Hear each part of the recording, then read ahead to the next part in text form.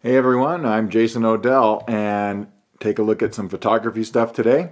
As you know, I have a Fuji X mount camera, the X-T1, and today I'm going to be comparing two of the Fuji kit lenses. We've got the 18-55 f2.8 to 4 OIS Fujinon lens. It's autofocus, everything. This is one of the kit lenses you can get with an X-T1. And the newer 18-135 f3.5 to 5.6 OIS stabilized lens. Both of these are available as a kit lens when you buy one of the Fuji X mount cameras. I use an X-T1. I've got it right here. There you go. Here's my X-T1, so I'll put that over here too. Anyway, I wanted to compare and contrast because a lot of people have been emailing me saying, okay, we've got this new lens. Which one of these would you prefer? And as with all things, we're going to see there's some compromises with both of these lenses. So let's just take a look. Here's the original 18-55 kit lens. Now it gives you a focal length equivalent if you were shooting 35mm of about a 27 to 64, no, 27 to 84. Okay, so we're talking the standard kind of telephoto zoom, 27 to 84mm equivalent. F2.8 is pretty fast at the wide end. F4 is the maximum aperture at the telephoto end. And I like this lens. It's stabilized, it's sharp. I've used it in the field. It has a couple of nice things going for it. It's fairly small, so it's very easy to pack. It doesn't weigh much. I think here on my spec sheet it's 330 grams or just under 12 ounces, so it's much less than a pound. Good glass, sharp, everything is nice about this lens. What differentiates it from the 18-135? Well, 18-135 here you can see is definitely a larger lens. This is a much heftier lens. It's only slightly smaller than the 55-200 zoom, which I also have. But this one gives you a range, a comparable focal length if you were shooting 35mm of 27 to 206. So it's a much longer zoom range. You can see how much farther out that one extends when it's zoomed. Let me extend out this little guy. Okay, so here we've got something that's a little bit bigger, a little bit heavier. It weighs 490 grams or just over a pound. This one is about 2/3 of a pound. So size and weight are a factor. A couple other things, both of them have stabilization, so no real differences there, and I've tested it on both of these lenses. It works very well. The stabilization, I tried it at 1/15 of a second handheld, and I can get a reasonably sharp shot indoors, so that's pretty cool. They both have 7 aperture blades, rounded, so you get reasonably decent out of focus bokeh. One thing about the 18-135, if we take off the lens, the rear cap here, and you'll probably not be able to see this, but there's a little rubber gasket on the back of the lens mount here. This is the first lens, or one of the first lenses that Fuji's introduced that has weather sealing to match up with the X-T1's weather sealing. So if you're traveling a lot, you know, this might be a good lens. You're going to get some raindrops on it. I mean, obviously you don't want to use these in a downpour, but let's face it, sometimes things get a little bit wet. This one's going to have a little bit better weather sealing than the 18-55, which does not have the rubber gasket or little O-ring seal. So that's kind of an interesting thing. Let's talk about optically what people want to know, because, you know, you go outside and let's face it, everybody wants to take pictures of the brick wall. So I took pictures of my side of my house. Boring, okay, but you do it to look at the image quality. And if you want to see samples of these images, you can go on my website, luminescentphoto.com, check the blog. I'll post a couple of examples of sharpness at different focal lengths. Let me just cut to the chase, okay? Both of these lenses perform reasonably well considering their variable aperture zooms, okay? At the widest focal length, 18mm, this one is sharper in the corners at any given aperture than the 18-135. This lens the 18-135 performs the worst. And again, this is relatively speaking, it's not a bad lens at all, but it definitely has a little bit softer corners when you look at pixel peeping levels, 100% zooming in on your images. For 90% of your images, you're not going to know any different. It's going to be just fine. The center sharpness is equally good on both of these, okay? But you get a little bit better corners at the widest focal length with the 18-55.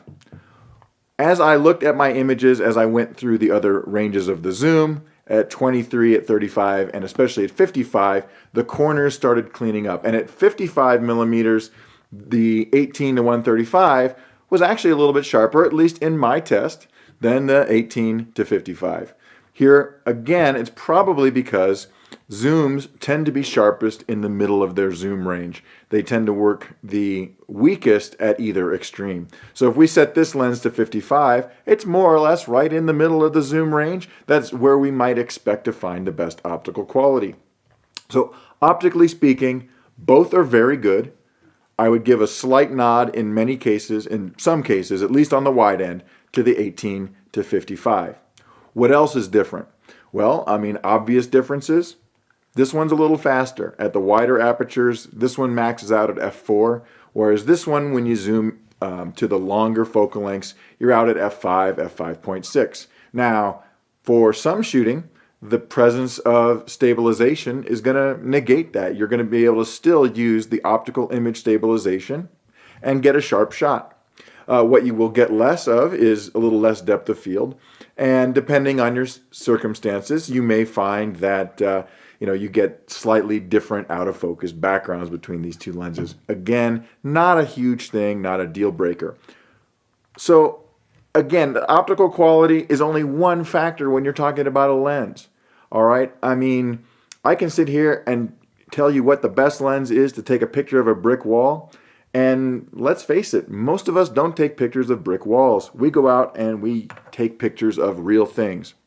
So where might you want to have some differences that make a difference to you? It depends on your shooting. Okay, so if I were going out and I really wanted the best, sharpest optical quality, I'm shooting a workshop or I'm shooting a trip where I'm doing more fine art photography, I might tend to gravitate towards the 18-55. But there's elements about the 18-135 that sort of offset some of the compromises with the smaller lens. First of all, there's plenty of times, especially if you're doing travel photography where you want a kit, you don't want to be changing lenses all the time. And having this extra reach, being able to zoom to the equivalent of 200 millimeters is really nice because it means you're not changing lenses all the time. So I could come up with a 2-lens kit for travel with this lens. I could pack this lens and then perhaps, depending on my mood, something like this, the 10-24 if I wanted to go really wide for maybe cityscapes, or maybe a small prime like the 14 or the 23 for low light situations. With my 18-55, I've got to pack more like 3 lenses because I would need this, I would need the 55-200 or something on the long end, and then something on the wide end as well. So I can consolidate and my overall kit gets smaller and lighter. Other things to consider is the ergonomics of these lenses. Now, I love the Fuji system when it comes to being able to get great image quality from a small kit. And of course, this isn't the particularly small lens. It's not terrible, but it's still pretty beefy compared to the 18-55. But there's some things that happen when you get a slightly larger lens barrel that I actually prefer from an ergonomic state. First of all, the focus, aperture, and zoom rings on the 18-135 are much firmer. They're not as loose, and they're also more separated. It means that I can distinguish them more easily. And the zoom ring here is rubber. It's got a rubber grip on it, and the focus ring is just metal. What does that mean? There's also some separation. It means that when I'm in the field, I can zoom this lens or turn the focus ring if I'm in manual focus or turn the aperture ring with more confidence that I'm not going to bump something. On the 18-55, all of these rings are metal and they're nice. They're really smooth. But notice how the zoom ring and the focus ring are very close to each other, and there's very little to distinguish them. They feel exactly the same. And if you're wearing gloves, and if you're shooting in manual focus especially, it's incredibly easy to bump one of these rings. The aperture ring is also, it's not as stiff. And while you don't want it to be super stiff, this aperture ring has a little bit more grab to it, so I have more confidence. So there's some ergonomic things about the 18-135 that I like. So what does it really mean in terms of what should you choose? Because again, you can get either of these as a kit lens. If you're after pure optical quality and it fits in your needs, and you want something small because maybe you don't need the extra reach, this is really a great lens. The 18-55 is going to be the way to go. Again, it's a fantastic lens. But if you do more travel photography and you don't want to carry a larger kit, I would probably gravitate towards the 18-135. Again, understanding that I'm compromising a little bit in the corners at 18, but again, if I'm bringing my 10-24, I'm going to have that focal length covered in a sharp zoom. I'm going to have a lot more versatility for getting close-ups, for portraits, for blurring the background, even close focus, almost like macro, I can get with this lens. So despite the small compromise at the wide end for image quality, you get a lot of bang for your dollar out of this when you consider it zooms farther, there's less lenses to change, it's got weather sealing, and the ergonomics are a little bit more friendly for people with large hands or if you're wearing gloves. So there's a lot of good things to be said about this lens. I recommend both of them.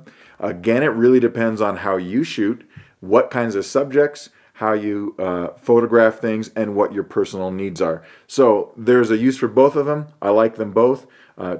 You can read out more details again over at my blog, luminescentphoto.com. I'll post the specs and I'll post some sample images, the whole thing. But I like both of them.